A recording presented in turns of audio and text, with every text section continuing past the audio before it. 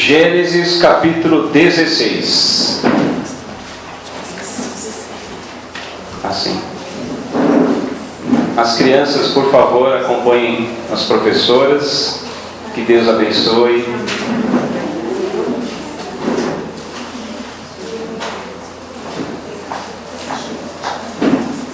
Gênesis 16, nós vamos ler do 1 ao 6. E depois Gênesis 17, leremos do 1 ao 8. O título da mensagem de hoje...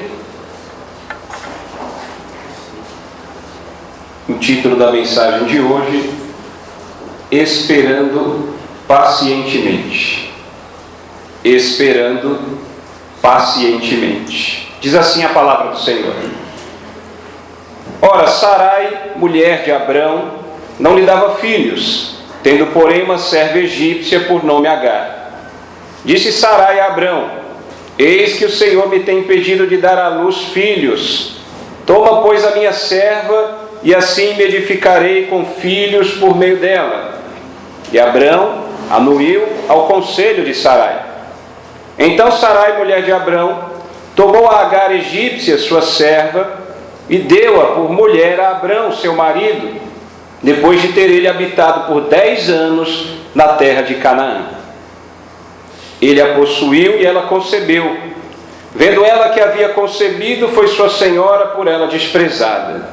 Disse Sarai a Abrão: seja sobre ti a afronta que se me faz a mim.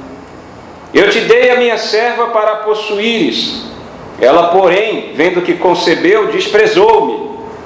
Julgue o Senhor entre mim e ti. Respondeu Abrão a Sarai: a tua serva está nas tuas mãos. Procede segundo o melhor te parecer. Sarai humilhou-a e ela fugiu de sua presença. Capítulo 17, verso 1. Quando atingiu Abrão a idade de 99 anos, apareceu-lhe o Senhor e disse-lhe: eu sou o Deus Todo-Poderoso. Anda na minha presença e sê perfeito. Farei uma aliança entre mim e ti, e te multiplicarei extraordinariamente. Prostrou-se Abrão rosto em terra, e Deus lhe falou: quanto a mim, será contigo a minha aliança, serás pai de numerosas nações. Abrão já não será o teu nome, e sim Abraão, porque por pai de numerosas nações te constituí. Far-te-ei fecundo extraordinariamente. De ti farei nações, e reis procederão de ti. Estabelecerei a minha aliança entre mim e ti, e a tua descendência no decurso das suas gerações, aliança perpétua, para ser o teu Deus e da tua descendência. Dar-te-ei e à tua descendência a terra das tuas peregrinações, toda a terra de Canaã, em possessão perpétua, e serei o seu Deus. Pai de amor, nós suplicamos a Ti que Teu Santo Espírito ilumine nossas mentes e nos dê entendimento da Tua palavra, Pai. Pai, neste momento queremos tirar de nosso coração todo impedimento. E sozinho não conseguimos, Pai. Por isso pedimos que Teu Santo Espírito abra os nossos corações, que o Senhor nos dê agora condições, capacitação, por meio de Tua graça, a fim de que possamos compreender a verdade que liberta. Em nome de Jesus, amém. Pode tomar o seu assento. Esperando pacientemente, eis o título da mensagem. Na verdade, eu quero meditar com os irmãos nos capítulos 15, 16 e parte do 17. Mas farei um resumo para que possamos compreender essa jornada de fé de Abraão, o pai da fé. Nós vimos na mensagem anterior, nós estamos nessa série de mensagens bíblicas sobre Abraão, o pai da fé. Em Gênesis 15, 6, Deus declara Abraão justo. Por quê? Porque ele creu na promessa do Senhor. E é a partir daqui que nós vamos começar a discorrer a respeito da experiência de Abraão. No verso 7 do capítulo 15, você pode me acompanhar, que eu vou seguir na sequência. No verso 15, capítulo 7, Deus diz a Abraão: eu sou o Senhor que te tirei da terra de Ur dos Caldeus, para dar-te por herança esta terra. Deus reafirma a Abraão que ele daria por herança a terra que Abraão estava. E no verso 8, Abraão faz uma pergunta ao Senhor Deus: mas Deus, como saberei que hei de possuí-la? Abraão não estava demonstrando com esta pergunta incredulidade, pois caso contrário haveria uma contradição na Bíblia Sagrada, visto que no verso 6 do capítulo 15 nós vimos que Abraão creu no Senhor. Então não é palavra de incredulidade, não é pergunta de incredulidade.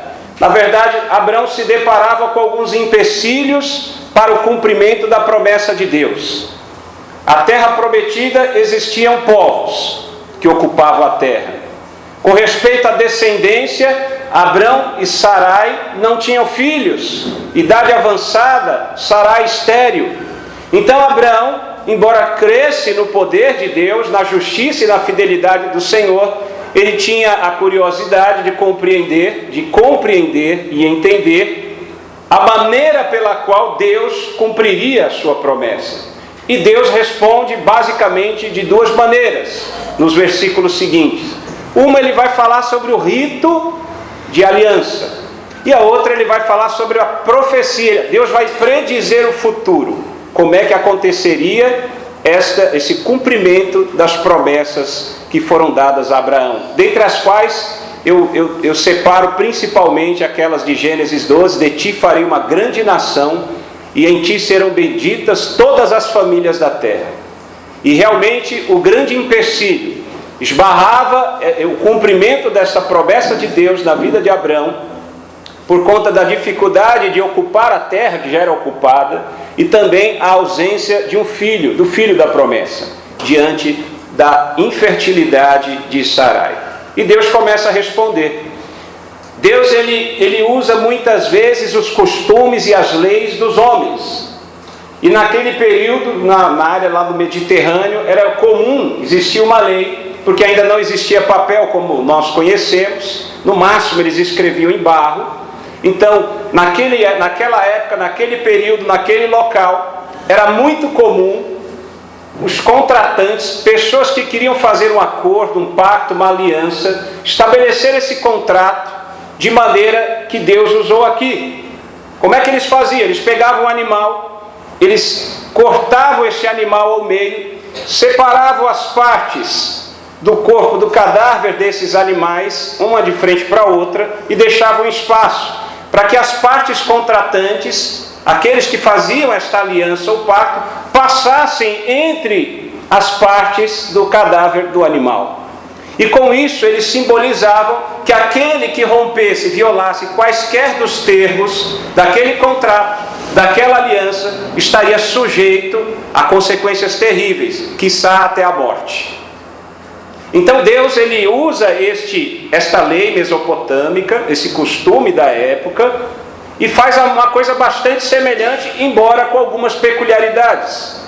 Veja que Deus dá ordem a Abrão: pegue animais, pegue aves, corte os animais ao meio, coloque as partes dos cadáveres um de frente para o outro, deixe um espaço. Ele só não separou, só não cortou as aves, talvez porque eram muito pequenas, mas eram todos animais voltados para o sacrifício. E veja que a Bíblia mostra aqui nos versículos seguintes que Abrão ele não vai passar por entre os animais. Somente Deus vai passar pelo meio das partes dos animais que foram cortados. E nós sabemos isso porque nós vemos que Deus, que é Espírito e portanto invisível, aqui é representado por dois símbolos: um fogareiro fumegante e a tocha de fogo. Se você continuar lendo os versículos, aqui no versículo 17, quando se pôs o sol, houve densas trevas, e eis um fogareiro fumegante e uma tocha de fogo que passou entre aqueles pedaços. Estes dois símbolos representam Deus. E Abrão, qual é o papel dele nesta aliança, neste acordo, neste contrato? Ele não passa entre os animais. Por quê? Porque esta aliança que Deus fez com Abrão, como nós já estudamos, já aprendemos, já meditamos, esta aliança é incondicional. O cumprimento das promessas não depende de Abrão. O cumprimento das promessas que Deus fez a Abrão depende única e exclusivamente do próprio Deus. Por isso, somente Deus passa por entre os pedaços de animais. Abraão se limita a ficar enxotando as aves de rapina, conforme o verso 11. Aves de rapina que sobrevoavam os cadáveres dos animais. E o papel de Abraão era limitado a enxotar essas aves. Então Deus primeiro ele mostra esse rito da aliança estabelecida e demonstra mais uma vez que a aliança entre Deus e Abrão era uma aliança incondicional, que não dependia de nada que Abrão fizesse. O cumprimento das promessas de Deus dependia tão somente do Deus vivo e verdadeiro. E esse é o começo da resposta à indagação de Abrão. Como é que vai herdar a terra? Diante de tantos empecilhos, de tantas dificuldades. E o Senhor Deus começa respondendo: pode acreditar que vai se cumprir essas promessas, porque eu asseguro que elas vão se cumprir. E nós aprendemos já aqui nesse primeiro ponto da resposta de Deus a Abrão, porque nós, filhos de Deus, eu e você, nós que somos cristãos, nós também temos promessas. Você tem a certeza da salvação eterna. Você confia que Jesus Cristo voltou aos altos céus e foi para preparar lugar para os filhos de Deus. Então nós temos como filhos de Deus um lugar lá nas mansões celestiais.